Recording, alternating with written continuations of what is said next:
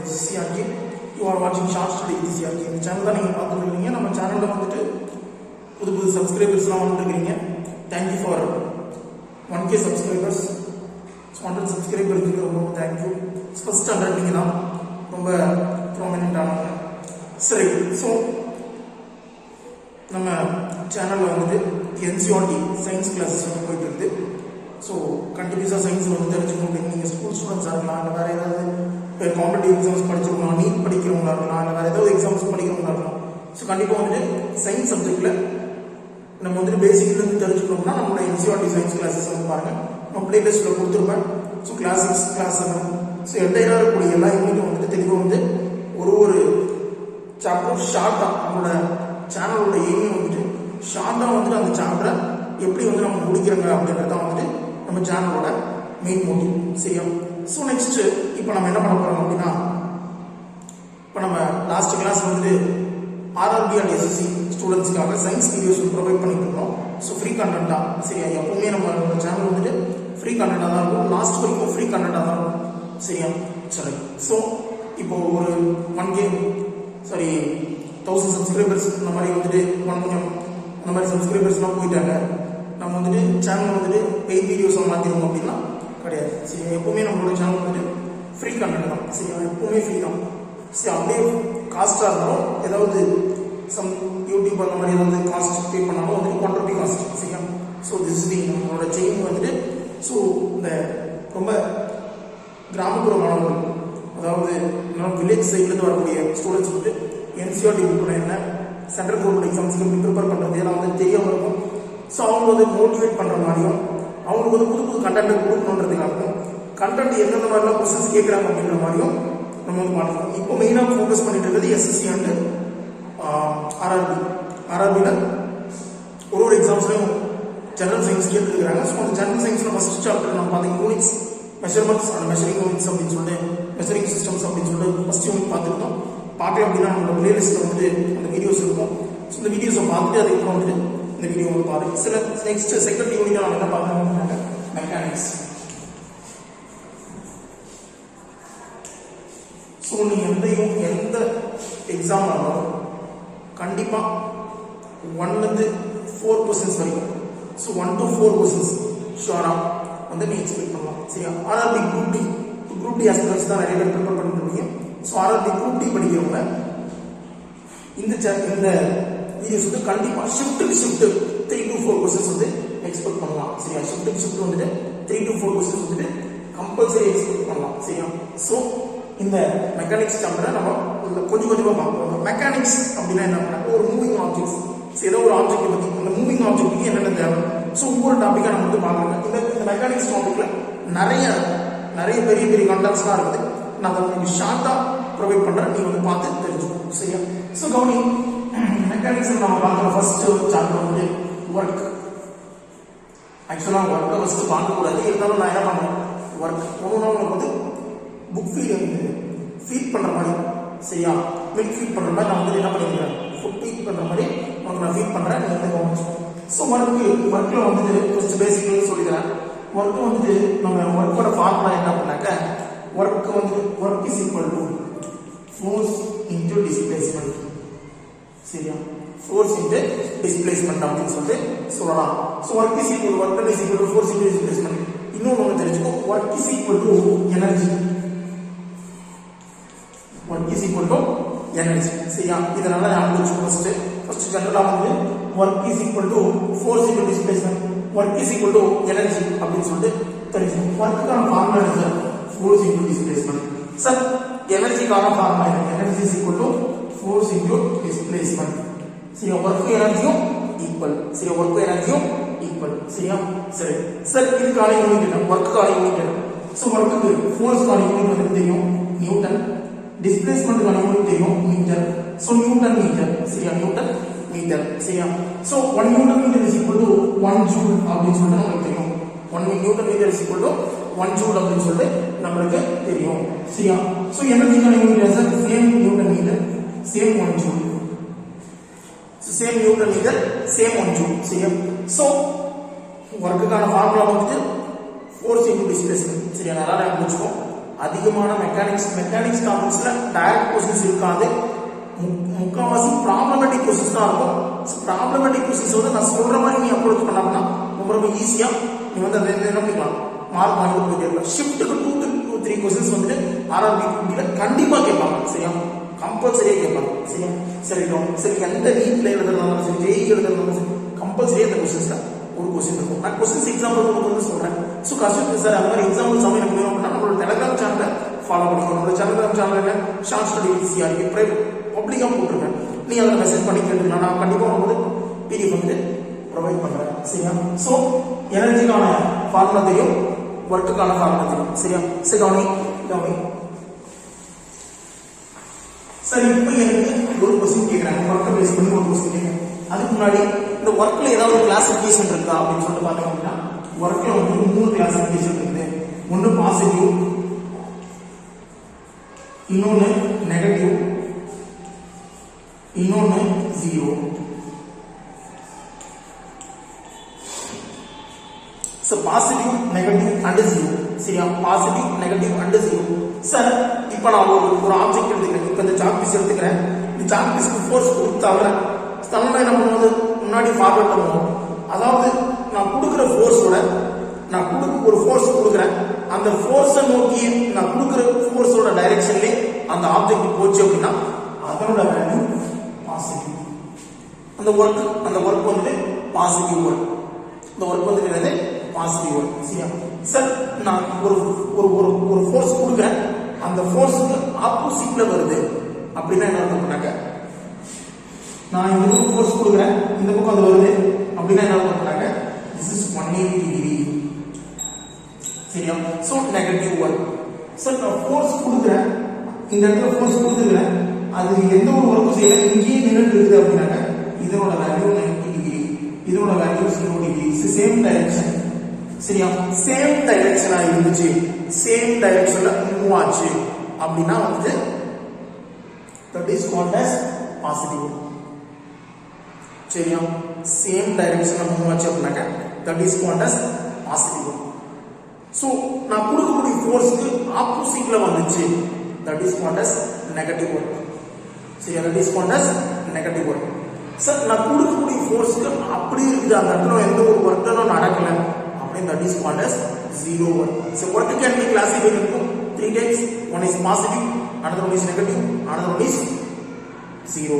Yes sir, இத சொல்றீங்க. இத பேஸ் பண்ணி group D ல, NTPC ல, JAP ல, JE ல இதுல எல்லாத்தையும் क्वेश्चंस கேட்டு இருக்காங்க.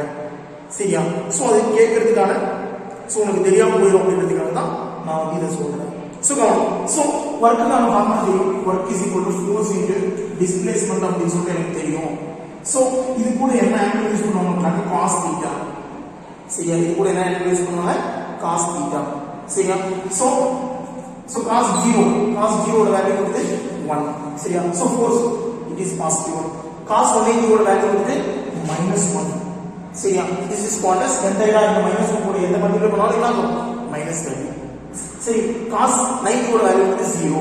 சோ என்டையரா எது கூட அந்த மல்டிப்ளை பண்ணாலும் இதோட வேல்யூ டோட்டல் வேல்யூ 0. சரியா, சரி, before that we have இது பார்க்கிறதுக்கு முன்னாடி positive work, zero work, negative work இதெல்லாம் பார்த்துக்கணும். ஒர்க்னா என்னன்னு தெரியும் உங்களுக்கு. ஸோ ஒர்க்கை பற்றி நம்ம தெளிவாக தெரிஞ்சுக்கணும். ஸோ ஒரு கொஸ்டின் கேட்பாங்க. So work done is equal to unit சொல்லிக்கிறேன், நியூட்டன் மீட்டர் இல்லைனா வந்துட்டு ஜூல்.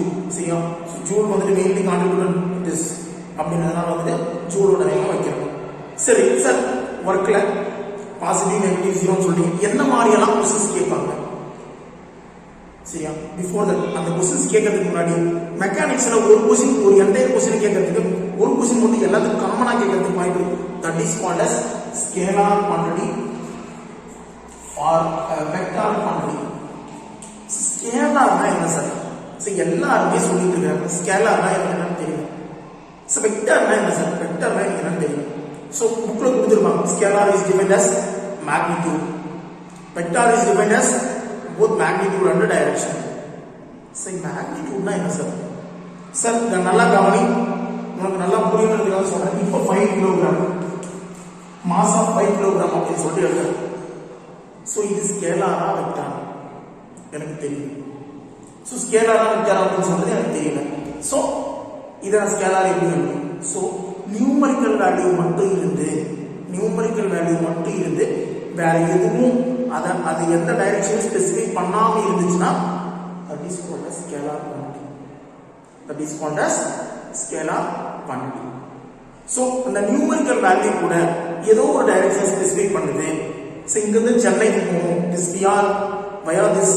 இப்போ கோயம்புத்தூர்லேருந்து டெல்லி வரைக்கும் ட்ரெயின் போகுது, வயா சென்னை மும்பை, இந்த மாதிரி வழி அந்த வழியை சொல்றது தெரியும், அந்த டைரக்ஷன் நோக்கி சொல்றது தெரியும். That is called as magnitude plus direction. சரியா? Magnitude only numerical. இப்போ 500 கிலோமீட்டர், அது கன்னியாகுமரியா இருக்கலாம், இல்லை காஷ்மீரா இருக்கலாம், இல்லை கல்கட்டாவா இருக்கலாம், இல்லை குஜராத்தா இருக்கலாம். ஸோ 500 கிலோமீட்டர் எங்க போனாலும் 500 கிலோமீட்டர் இருக்கும். ஸோ நியூமரிக்கல் வேல்யூ மட்டும் இருந்துச்சுன்னா that is called as scalar quantity.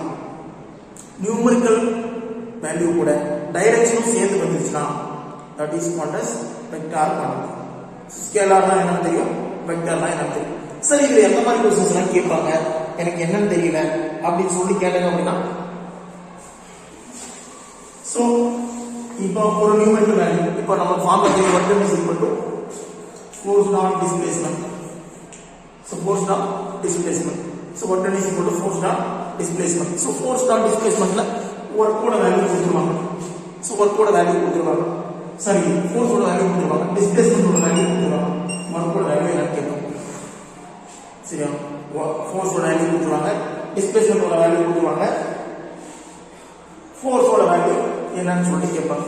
அப்படி இல்லைன்னா theta is equal to 45 degree அப்படின்னு சொல்லிட்டு ஆங்கிள் கொடுத்துருவாங்க. தீட்டா இஸ் ஈக்குவல் டு 45 டிகிரினா ஃபார்முலா என்ன? Cos theta. So what is equal to f dot ds into cos theta. சரியா? ஸோ இந்த வேல்யூவை நம்ம வந்துட்டு பார்க்கும்போது f dot ds into cos theta. f dot ds into cos தீட்டான்றது,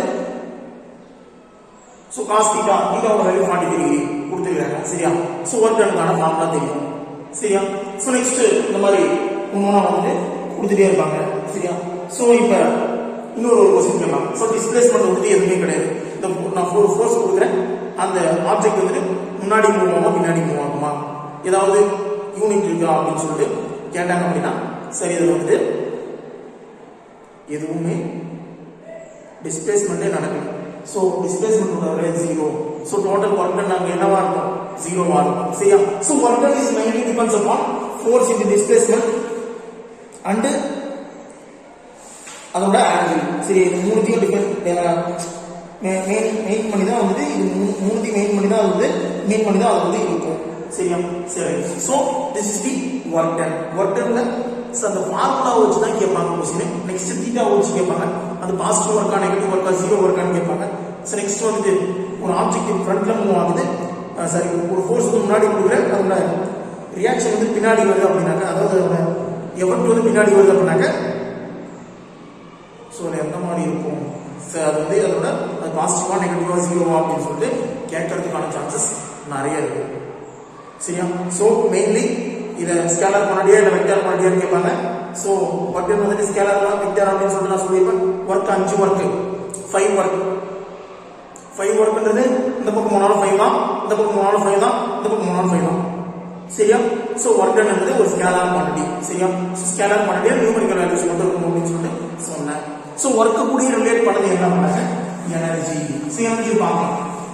so energy it can be either created or not be destroyed அப்படின்னு சொல்லிட்டு ஒரு வாசம், ஒரு ப்ராப்ளம் மாதிரி இருக்கு. Energy can be created, neither can be created nor be destroyed. Create பண்ணவும் முடியாது, டெஸ்ட்ராய் பண்ண முடியாது. it can be changed from one form to another. ஒரு ஆற்றல் வந்து இன்னொரு ஆற்றலா மாற்ற முடியுமே தவிர அதை கம்ப்ளீட்டா வந்துட்டு டெஸ்ட்ராய் பண்ண முடியாது. So mainly energy is equal to work done. Energy is equal to work done. So எனர்ஜினா என்ன சொன்னேன்? எனர்ஜியும் ஒர்க் டனும் ஈக்குவல். சரியா? Energy can be classified into lot of types. சரியா? எனர்ஜி வந்து நிறைய டைப்ல பிரிக்கலாம். பட் மெக்கானிக்கல் எனர்ஜி கொஸ்டின் நல்லா வேர்டிங்க நல்லா கவனிச்சுக்கோ. மெக்கானிக்கல் எனர்ஜி நல்லா கவனி. Mechanical energy can be classified into 2 types. One is kinetic energy, another one is potential energy. One is kinetic energy, another one is potential energy. Mechanical energy can be classified into dash and dash. Plus கொடுத்துருப்பாங்க முன்னாடி கீழே kinetic energy plus potential energy இந்த மாதிரி கொடுத்துருப்பாங்க சரியா. So எனர்ஜியோட unit என்ன சொன்னேன், newton metre or joule. Newton metre or joule சரியா. ஸோ நியூட்டன் மீட்டர்னு சொல்லலாம், இல்லைனா ஜூல் அப்படின்னு சொல்லலாம். Mechanical energy can be classified into two types. One is kinetic energy and potential. Majorly questions are asking from this section. Shift to one questions energy வந்து கண்டிப்பா வரும் சரியா. ஸோ நல்லா இருக்கும். சரிங்க சார், எனர்ஜிக்கான யூனிட் சொல்லிட்டீங்க ஜூல் அப்படின்னு சொல்லிட்டு, வேற ஏதாவது யூனிட் இருக்குதா? இருக்குது சரியா. யூனிட்ஸ் மெஷர்மெண்ட் அண்ட் மெஷரிங் சிஸ்டம்ல தெளிவா சொல்லியிருப்பேன். அப்படி ஏதாவது கவனிக்கலாம் கூட இந்த கவனி இன்னும் கொஞ்சம் டீட்டெயிலாக நான் சொல்றேன். ஸோ இதுல வந்து ஒரு 4 யூனிட் இருக்குது சரியா. சிஜிஎஸ் சிஸ்டம்ல இஆர்ஜிங்கிறது சிஜிஎஸ் சிஸ்டம் சரியா. சிஜிஎஸ் சிஸ்டம்ல இருக்கக்கூடிய யூனிட் சரியா. சிஜிஎஸ் சிஸ்டம்ல இருக்கக்கூடிய யூனிட். நெக்ஸ்ட் வந்து கலோரி. சரி, நெக்ஸ்ட் வந்து எலக்ட்ரான் வோல்ட். நெக்ஸ்ட் வந்து kilowatt hour. So these are the units used for energy சரியா. So இப்போ 1 kilowatt hour is equal to, the question repeated question, 1 kilowatt hour is equal to 3.6 into 10 power 6 joules சரியா. 3.6 into 10 power 6 joules சரியா. repeated question 5.3 kilowatt hour is equal to how many joules? 5.2 3.2 1.2 இந்த மாதிரி திருப்பி கேட்கிற क्वेश्चंसலாம் வந்து unit and மெஷர்மென்ட்ஸ்ல இதுதான். So next இத பத்தி யூனிட்ஸ் பத்தி நான் சொல்லிருக்கேன். நெக்ஸ்ட் வந்து கைனடிக் எனர்ஜினா சார். கைனடிக் எனர்ஜினா எனக்கு புரியல சார். இது வரைக்கும் கைனடிக் எனர்ஜினாவே எனக்கு பரவாயில்ல தெரிஞ்சுக்கணும். சோ கைனடிக் எனர்ஜிக்கான ஃபார்முலா என்ன? Half mv². Kinetic energy majorly depends upon velocity. So kinetic energy majorly depends upon velocity. If the velocity has been increased by double, say double times increase ஆச்சுனா kinetic energy can be increased by 4 times. எப்படி அப்படின்னு சொல்றேன் கவனம். So இப்போ இங்க ஒரு chart piece இருக்கு, நான் இதுக்கு ஃபுல்லா velocity கொடுக்குறேன். சோ ஃபோர்ஸ் கொடுக்குறேன். கொடுத்த உடனே என்ன வந்து மேலே போயிட்டு கொஞ்ச நேரம் கழிச்சு கீழே வந்துடும். Because our entire velocity loss பண்ணிடும். So kinetic energy majorly depends upon velocity. Kinetic energy majorly depends upon velocity. சரியா. So kinetic energy of mv². சரியா. So the mainly depends upon velocity. சரி, kinetic energyல என்டையரா நிறைய क्वेश्चंस கேட்டிருக்கு. மாஸோட value கொடுப்பாங்க, velocityயோட value கொடுப்பாங்க. So if the object has been moved at very high speed, here what is the energy? என்ன மாதிரி energy அதில் express ஆகுது அப்படின்னு சொல்லிட்டு கேட்பாங்க. சரியா, புரியுதா இல்லையா? சரி. ஸோ இப்போ ஆஃப் mv² கைனடிக் எனர்ஜி அப்படின்னு சொல்லிட்டு சொல்லிட்டேன். ஸோ கைனடிக் எனர்ஜியில் வேற என்ன மாதிரி கொஸ்டின்ஸ் கேட்பாங்க கேட்கறது மாதிரி. இந்த velocity of the object is doubles. Kinetic எனர்ஜியோட velocity வந்து doubles 2 times. What is the kinetic energy? Kinetic energy ஓட வேல்யூ என்ன? So velocity na half into m into v². na 2 times 4 times. So 4 times apna kinetic energy also increase by 2 times. சரி, kinetic energy also increase by 2 times. சரியா, double ஆச்சு apna increase by 2 times. So 4 times ஆச்சு apna increase by 4 times. Why? Because of இந்த 2 4 இந்த 4 இந்த 2 cancel ஆகி 2 times இருக்கும். புரியும்னு நினைக்கிறேன். சரியா, இந்த 4 இந்த 2 கேன்சல் ஆகி 2 டைம்ஸ். வெலாசிட்டியோட வேல்யூ டபுள் ஆச்சு அப்படின்னா it can be increase by 2 times. வெலாசிட்டியோட வேல்யூ வந்து கம்மியாச்சு அப்படின்னா half டைம்ஸ் ஆச்சு அப்படின்னா it can be divided by into half times. So 1/4 times. சரியா, ஹாஃப்ல இது ஒரு ஹாஃப், ஏற்கனவே ஒரு ஹாஃப், ரெண்டும் சேர்ந்து 1/4 டைம்ஸ். ரெண்டும் சேர்ந்து 1/4 டைம்ஸ். ஸோ புரிஞ்சிருக்கும்னு நினைக்கிறேன். So next potential energy. So potential energy என்ன மாதிரி sir? So potential energy majorly depends upon potential energy. ஒரு நிமிஷம்.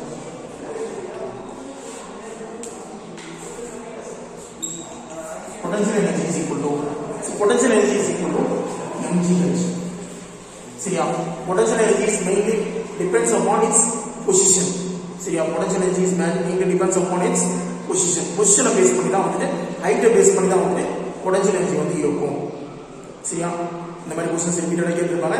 potential energy is mainly depends upon mgh. so m ஓட வேல்யூ கொடுத்துருவாங்க, g ஓட வேல்யூ கொடுத்துருவாங்க, h ஓட வேல்யூ என்ன கேட்பாங்க, இல்ல mgh ஓட வேல்யூ எடுத்து potential energy ஓட வேல்யூ என்ன கேட்பாங்க.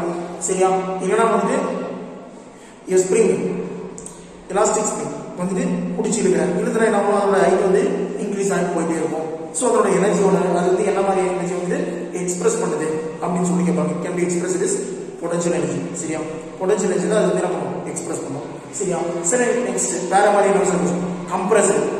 கம்ப்ரஸர் ஆகிடுச்சுன்னா இது வந்து எவ்வளோ, இது வந்து இதோட எனர்ஜி வந்து நிறைய ரொம்ப கம்மியாக இருக்கும் அப்படின்னு சொல்லிட்டு கேட்பாங்க. This one of the one type of process ப்ரீவியஸாக கேட்கக்கூடிய ப்ரோசஸ். சரியா? சரி, ஸோ வேற மாதிரி என்ன சார் ப்ரோசஸ் கேட்பாங்க. ஸோ வேற மாதிரி வந்து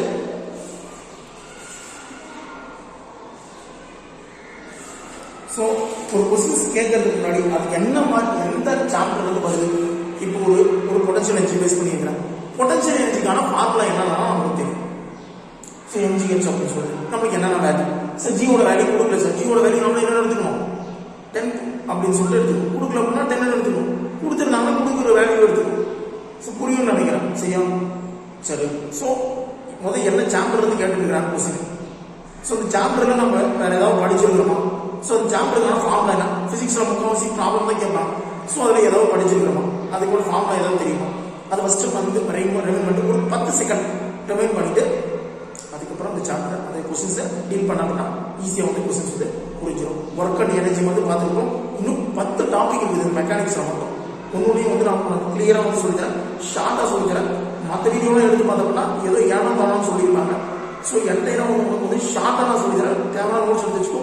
சார் எனக்கு இந்த மாதிரி கேட்ட கொஸ்டின்ஸ் ஏதாவது இருக்குதா நீங்கள் கொடுங்க அப்படின்னாக்கா நான் பிடிஎஃப் இல்லை ஃபோட்டோ எடுத்து உனக்கு வந்து அப்லோட் பண்ணுறேன். நீ அந்த கொஸ்டின்ஸ் எல்லாம் பார்த்துனா, இந்த கிளாஸை பார்த்துட்டு அந்த கொஸ்டின்ஸ் எல்லாம் பார்த்து அப்படின்னா உனக்கு கிளியராக வந்து புரிஞ்சிடும். ஸோ கிளாஸ் புரிஞ்சிருக்கும்னு நினைக்கிறேன். ஸோ பிடிச்சிருந்துச்சு அப்படின்னா நம்ம சேனலுக்கு புது சப்ஸ்கிரைபர் தான் சப்ஸ்கிரைப் பண்ணிக்கோ. நம்ம சேனலில் வேறு ஏதாவது உங்கள் ஃப்ரெண்ட்ஸ்க்கு ஏதாவது படிச்சிருந்தாங்க அப்படின்னா அவங்களுக்கு ஷேர் பண்ணிக்கோ. வீடியோ பிடிச்சிருந்தா லைக் பண்ணு, உங்கள் ஃப்ரெண்ட்ஸ்க்கெல்லாம் ஷேர் பண்ணு. நிறைய குரூப், உங்களோட குரூப் நிறைய இருக்கும், அதில் போடு. உங்கள் ஃப்ரெண்ட்ஸ் யாராவது படிச்சிருப்பாங்க அவங்களுக்கு போடு. நீங்கள் வேறு யாராவது உங்கள் சன் ரிலேட்டிவ்ஸ் இந்த மாதிரி யாராவது படிச்சிருக்கவங்களாம் நீங்கள் ஒரு வீட்டில் யாராவது ஒருத்தர் இருக்கணும், உங்கள் பசங்க தெரிஞ்சவங்க யாராவது இருப்பாங்க, அவங்களுக்கு இந்த வீடியோ ஷேர் பண்ணி அவங்களும் இந்த மாதிரி படிச்சுக்கிட்டோம். ஸோ நீ நார்மலாகவே ஷேர் பண்ண நிறைய சப்ஸ்கிரைபருக்கு போய் சேரும். அவங்க இந்த என்டையராக அந்த வீடியோ வந்து பார்த்து அவங்களுக்கு யூஸ்ஃபுல்லாக இருக்கும். சரியா? வீடியோ பிடிச்சிருக்கும்னு நினைக்கிறேன். சப்போஸ் வீடியோ பிடிக்காம இருந்தால் வீடியோ ஏன் பிடிக்கல, இன்னும் கொஞ்சம் கிளியர் கண்டென்ட் வேணும் அப்படின்னாக்க, இல்லை இந்த டாபிக் பற்றி இந்த ஒர்க்கில் இந்த பர்டிகுலர் ரீஜன் வந்து இன்னும் கொஞ்சம் தெளிவாக சொல்லுங்க அப்படின்னாக்க நீ கீழே கமெண்ட் செக்ஷனில் கமெண்ட் பண்ணி நான் அதுக்கு ஒரு ஷார்ட்ஸ் மாதிரி வீடியோ ரெடி பண்ணி நான் போட்டு வரேன். சரியா? தேங்க்யூ. நெக்ஸ்ட் வீடியோவில் பார்க்கலாம்.